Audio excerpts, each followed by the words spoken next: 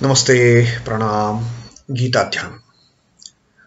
Om Parthaya Pratibodhitam Bhagavata Narayanena Swayam Vyasena Gratitam Purana Munina Madhye Mahabharatam Advaitam Ritavarshinim Bhagavatim Ashtadashadhyayinim Ambatva Manusandadhami Bhagavad Gite Bhavadveshinim.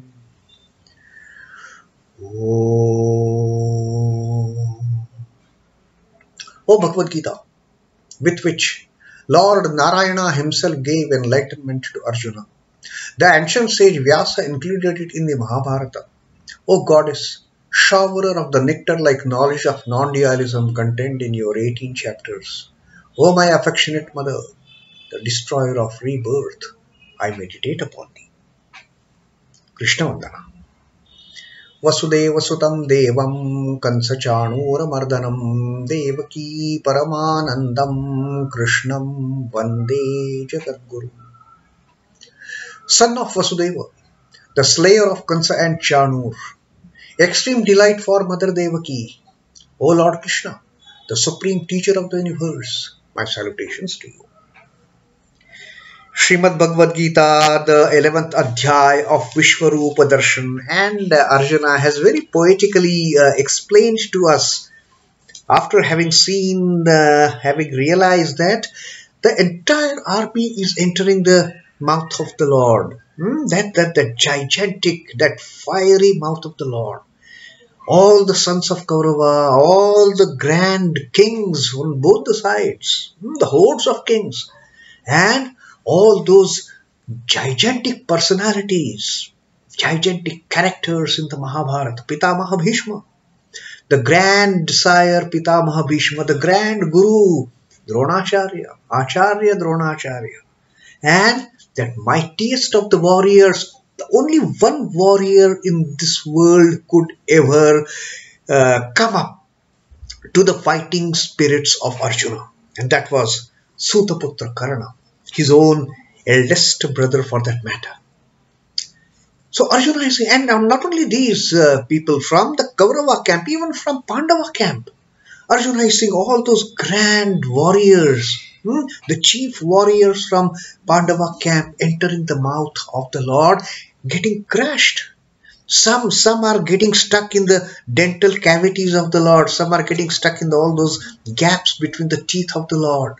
And some, their Lord is just crushing their head. They're just chewing and biting and pulverizing their heads, their bodies to nothingness. And having seen that, Arjuna, he brought out his imagination and compared it with the turbulent waters of the rivers as they enter the ocean. Before entering the ocean, those rivers might be some places, they are so peaceful, they are flowing peacefully, they are flowing in such a calm spirit.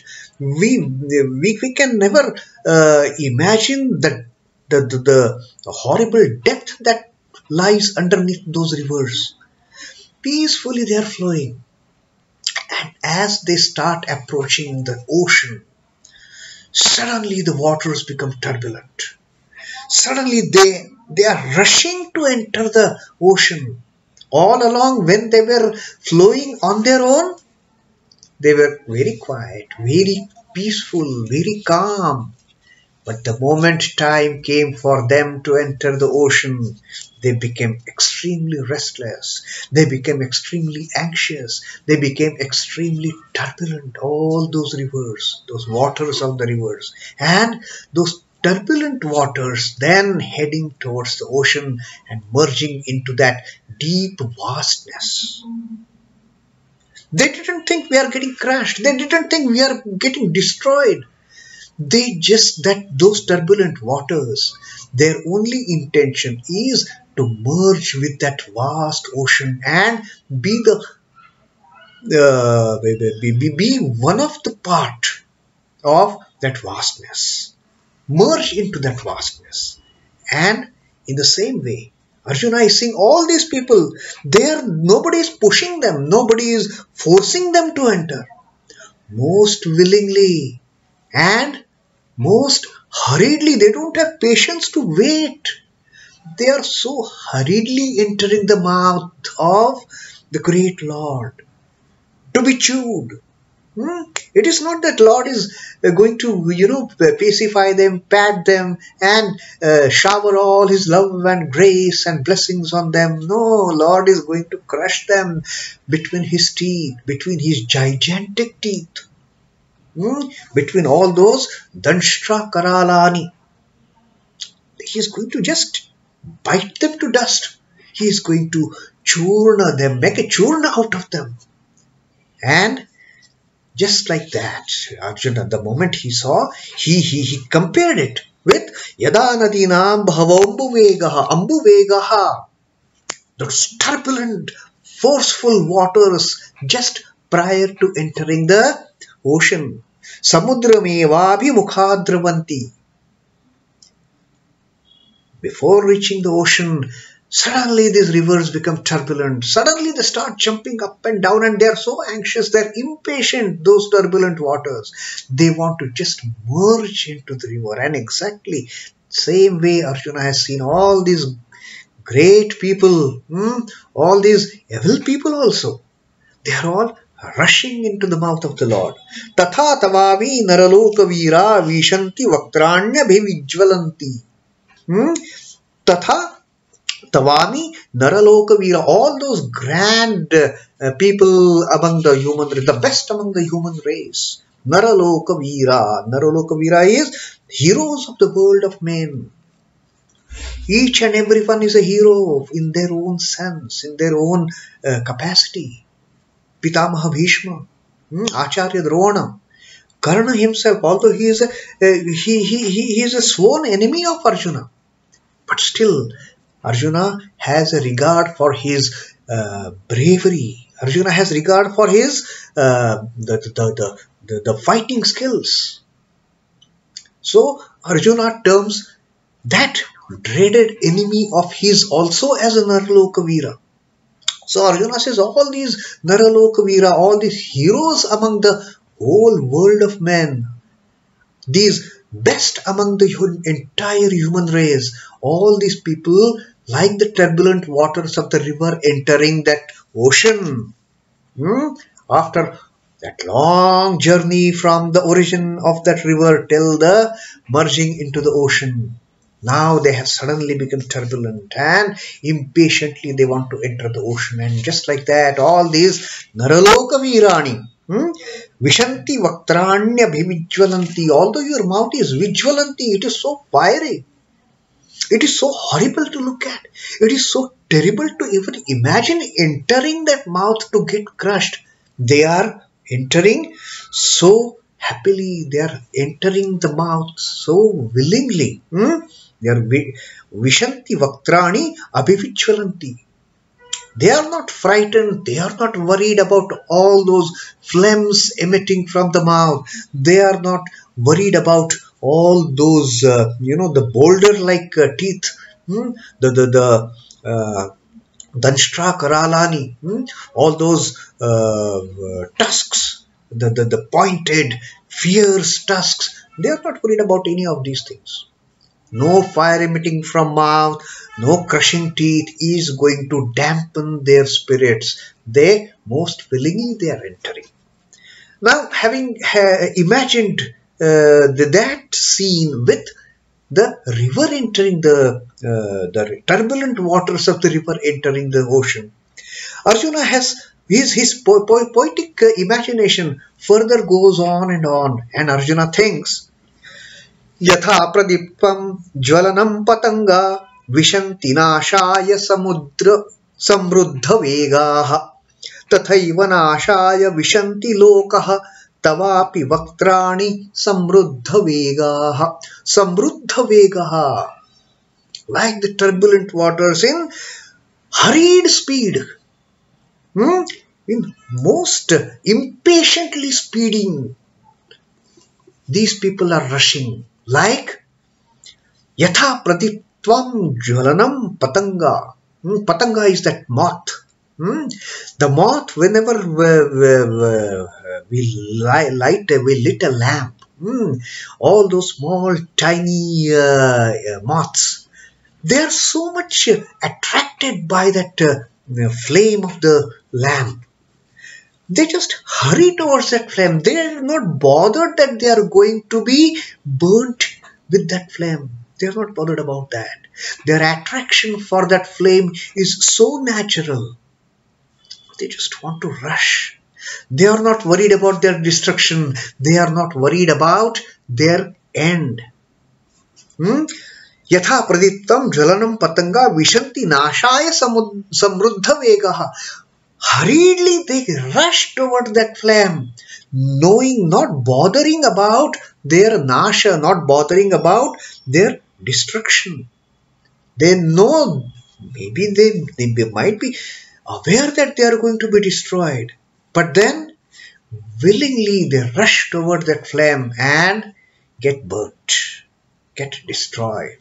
In the same way, tathaiva, in the same way, nāśhāya viśhanti lokāstavāpi. All these people knowing it is going to be their destruction, it is going to be their end, it is going to be their elimination. Lokāstavāpi vaktrāṇi samṛiddha-vegāḥ. They are entering your mouth in such a great hurry, like those moths entering the flame in most hurried manner, the most hurriedly speedy manner, samṛiddha-vegāḥ, rushing to it. So, now, in spite of seeing that ghastly and gory vision of all these people getting crushed under the teeth, getting burnt with that fire emitting from the Lord's mouth, it is a ghastly scene.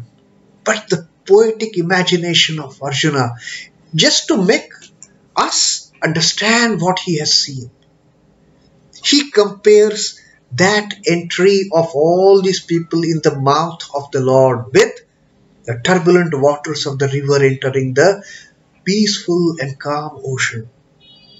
He compares that scene, he compares that destruction of the warriors from both the camps with that of the moths getting burnt by that flame. They are not bothered about that. They know they are going to be destroyed. And to make that destruction happen, the moths, they just hurriedly rush towards the flame. As moths rush headlong into a blazing fire for their own destruction, so do these creatures, all the sons of Kaurava, all the mighty hordes of kings on both the sides, these grand personalities of Pitamaha Bhishma, Maharshi, Acharya, Dronacharya, and that mighty warrior Sutaputra Karna, and the chief warriors from Pandava camp also. All these people and all these creatures of the creation for that matter, they are all, so do these creatures, hurriedly speed into your mouths for their destruction. Nobody is pushing them. Oh, nobody is, putting a whip on their backs. Go, go, go, go, go. No. Very happily, on their own accord, on their own will, on their own desire, they are entering the mouth of the Lord for their own destruction, for their own elimination. Though merged in the ocean, the waters of rivers continue to play their parts in the cosmic function. Now, quoting the previous example of the turbulent waters entering, even if the water of the river, once it merges ocean, it loses its identity as the water of the river. But the identity of being a water, it is still maintained intact, although now it is part of that ocean. Whereas moths rush only to perish in the blazing fire, while the waters of the river, turbulent waters, after entering the ocean, they may lose their identity as water of the river, Then once the river enters the ocean, you cannot make out this is Ganga water. Into the deep ocean. Maybe, at the Triveni Sangam like Prayagraj, we can identify this is Ganga, this is Yamuna, Saraswati anyway is hiding underneath that we cannot see. So we may be able to, identify the different river waters to some extent. But once it merges fully, then the waters, they lose their identity as being this is Ganga water, or this is Yamuna water, or this is water from Brahmaputra. That identity gets lost. Or this is water from Krishna, Kaveri, Godavari. That identity gets lost, but the water remains water. And in the same way, the moths, when they headlong towards, now the water remains. Although not as a water of Ganga or Yamuna or Kaveri or Godavari or Krishna or Brahmaputra. Water remains. That identity of water, now it becomes water of the ocean. But what happens when a moth rushes towards the flame? It is total destruction. There is no identity of the moth, no physical identity of the moth at all. It is fully destroyed. It is fully burnt. Whereas moths rush only to perish in the blazing fire. It is total destruction. These multitudes are marching into the coming conflagration for their destruction, which has become a cosmic necessity. Now, shedding that identity, shedding that individual identity, it is a cosmic function. When the time comes, all of us, we have to shed these physical bodies. When the time comes, we have, all of us, we have to shed these tiny individualities. We have to shed these tiny egos and then merge with the Lord. So when that is going to happen, that happens. And when that is the stage comes, then all these beings, they hurriedly enter. Then they don't think about this fire, I will get burnt. Then though they don't think, oh, it is a fiery mouth, all those boulder-like teeth, they are going to crush us. No thought of destruction, no thought of perishing in the Lord. It is just being one with the Lord, losing that identity. But the redemption lies in their being reborn with a change of attitude. And then again that water. Here what happens? The water again goes up and then comes down. Then it takes form of another river. And it again starts its journey towards meeting the ocean, towards merging in the ocean. But what happens with the moth? Moth is destroyed. That physical body, that physical identity of the moth is destroyed forever. Maybe next birth, some other form. And the journey continues. And therefore, these people, when they are entering the mouth, they are not bothered. They are not afraid. They are not under any pressure to enter the mouth. Willingly, happily, and hurriedly. Samṛiddha-vegāḥ. They don't have patience to wait. Now is the time. That Lord is calling me. Lord wants to crush me. Whatever He wants to do with this physical body, let Him do. And ultimately, that destruction is always there on the cards. So that is another beautiful example that Arjuna has cited, having seen all the hordes of these warriors from both the sides entering the mouth, that fiery and fierce mouth of the Lord, and happily accepting their own destruction, happily accepting the destruction of that physical form. Maybe to born again anew, in the new body, in the new spirit, with the new journey to start, and ultimately get into that state of liberation.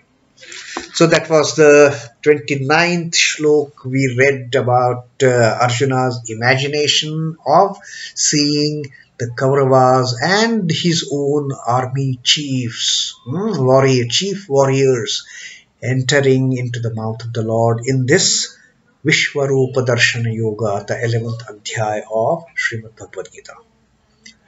Om Namo Bhagavate Vasudevaya. Sri Krishna Arpanamastu. Jai Sri Ramakrishna. Jai Thakur. Jai Swami.